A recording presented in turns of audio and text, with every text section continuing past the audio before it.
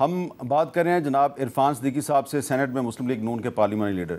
اچھا، پہلے میں نے آپ کے کالم کا ذکر کیا، اب یہ بتائیں کہ یہ جو یونائٹڈ نیشنز کی ہیومن رائٹس کونسل کے ایک ورکنگ گروپ کی جو ریزولوشن منظور ہو گئی ہے، یہ بھی عمران خان صاحب کا نام لے کے کہہ رہے ہیں جو ان کے ساتھ بڑی زیادتی ہو رہی ہے، تو اب اس کو کیا کہیں گے آپ؟ یہ اسحاق ڈار صاحب جو ہیں وزیر خارجہ کے طور پہ، ان کی ذمہ داری نہیں ہے کہ وہ ان چیزوں کو دیکھیں؟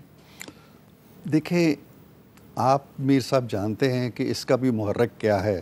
زلفی بخاری صاحب ہیں، انہوں نے خط لکھا۔ بخاری صاحب اس میں تو بالکل سامنے آئے ہیں نا، امریکی قرارداد میں نام نہیں آئے ہیں، تو کہنے کا مطلب یہ ہے کہ یہ انہیں خود سوچنا، جو اس طرح کی باتیں کرتے ہیں، جو اس طرح کی قراردادیں لاتے ہیں، جو اس طرح کی، انہیں سوچنا چاہیے کہ یار غزہ میں آپ کا رول کیا ہے، کشمیر میں آپ کا رول کیا ہے۔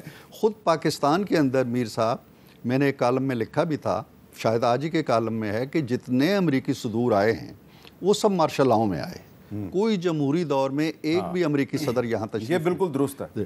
تو یہ جمہوریت کے ساتھ، جمہوری قدروں کے ساتھ، آمروں کے ساتھ آپ اپنے سلوک کا بھی موازنہ کریں، اور پھر دنیا میں کہاں کہاں امریت ہے، کہاں کہاں ملوکیت ہے، ان کے ساتھ آپ کا طرز عمل کیا ہے، ان کے ساتھ آپ کا سلوک کیا ہے، ان سے لاڈ پیار کی کیفیات کیا ہیں آپ کی، تو ان باتوں کی اہمیت آپ ختم۔ یہ بہت خوبصورت بات کی ہے آپ نے، ملوکیت والی۔ جی، تو مطلب یہ ہے کہ علامہ اقبال نے بھی ان ملوکیت والوں کے بارے میں کہا تھا کہ ان پہ کبھی اعتبار نہ کرنا۔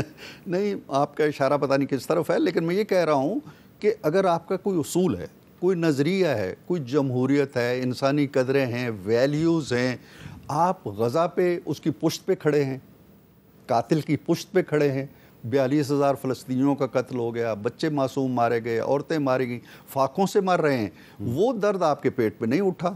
خان صاحب جو جیل میں ہیں، اس کا درد آپ پہ اٹھ گیا، تو کیا اس کا محرک کیا ہے؟ یا تو کوئی اصول ہو نا، یا تو کوئی نظریہ ہو۔ تو پھر آپ کے وزیر اعظم شہباز شریف صاحب قومی اسمبلی کے فلور پہ کیوں کہتے ہیں جی کہ ہم ان سے مذاکرات کرنا چاہتے ہیں، اپوزیشن سے، ملک دشمن جماعت سے مذاکرات؟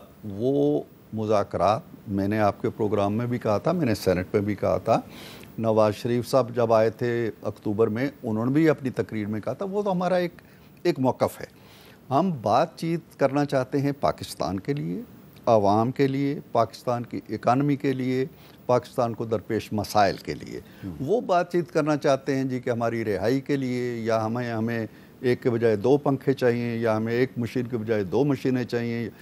ہم ان چیزوں کو، یہ چیزیں وہ جانیں، اور وہ جانیں جنہوں نے ان کو رعایتیں دیں۔ وہ اسی لیے کہتے ہیں کہ جی ہم نے آپ سے بات نہیں کرنی۔ انہیں پتہ ہے کہ یہ معاملات، نہ ہم کیس ان کے معاف کر سکتے ہیں، نہ 9 مئی کو ہم لوح تاریخ سے مٹا سکتے ہیں۔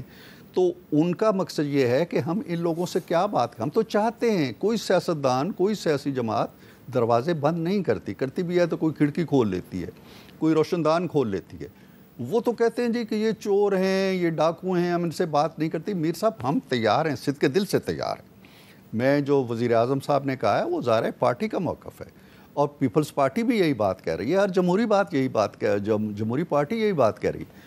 ان کا موقف یہ ہے کہ ہم ان لوگوں سے بات نہیں، پیپلز پارٹی چور ہے، ہم بات نہیں کریں گے، نون لیگ چور ہے، ہم بات نہیں کریں گے، MQM چور ہے، ہم بات نہیں، کس سے بات کریں گے؟ آپ ان سے بات کر رہے ہیں جن کی نقلیں آپ اتارتے تھے۔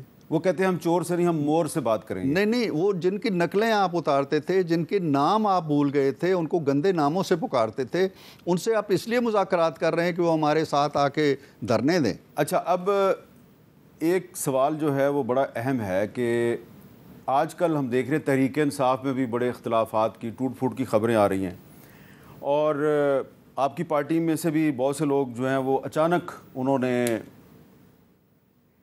علیحدگی اختیار کرنی شروع کر دی ہے۔ جیسے ہی آپریشن عزم استحکام کا اعلان ہوا تو آپ کے KPK کے ایک سابق سینیٹر ہیں عباس افریدی صاحب، وہ چھوڑ گئے پارٹی۔ اس سے پہلے محمد زبیر صاحب نے کچھ ایسے بیانات دیے، وہ چلے گئے۔ شاہد حقان عباسی، مفتاح اسماعیل نے تو پارٹی علیحدہ کر لی اپنی، انہوں نے ایک نئی پارٹی بنا لی ہے۔ دانیال عزیز صاحب کو آپ نے خود ہی نکال دیا، مہتاب عباسی صاحب، جاوید عباسی صاحب، اور بھی بہت سے نام ہیں۔ یہ بڑی سیاسی جماعتیں جو ہیں، ان میں جو ٹوٹ پھوٹ ہے، اس کا عمل تیز کیوں ہو گیا؟ میرا خیال ہے ہمارے یہاں کوئی ایسا تیز نہیں ہوا ہے۔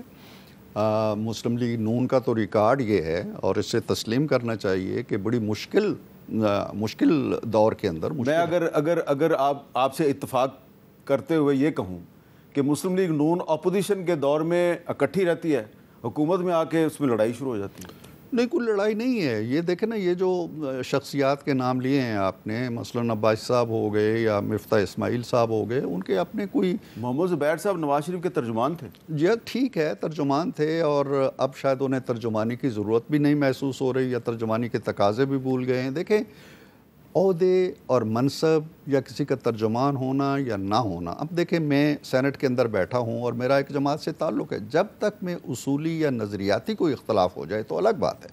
لیکن صرف اس لیے جی کہ آج میں سینٹ میں نہیں ہوں، یا آج میرے ساتھ کوئی ترجمانی کا لقب نہیں لگا ہوا، کوئی سابقہ لائقہ نہیں، تو یہ نہیں ہے. میں داد دیتا ہوں، چلیں کوئی اصولی نظریاتی بات اگر کر رہے ہیں عباسی صاحب، ٹھیک ہے، جینون ہے.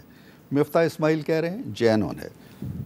زبیر صاحب کی گفتگو کے اندر مجھے کوئی ایسی بات نہیں لگتی تھی کوئی اصولی یا نظریاتی اختلاف ہے. مہتاب عباسی صاحب بہت پہلے سے جو کہتے ہیں کہ وہ ایک طرح کی مایوسی کا شکار ہیں. پارٹی ایز اے پارٹی موجود ہے، پوری طرح توانائی کے ساتھ موجود ہے، دونوں ایوانوں کے اندر بھی موجود ہے. ایسی کوئی بات نہیں، ہمارے یہاں ٹوٹ پھوٹ کا عمل نہیں ہے، بالکل بھی نہیں ہے. اچھا، آپ نے صاف انکار کر دیا ہے. اور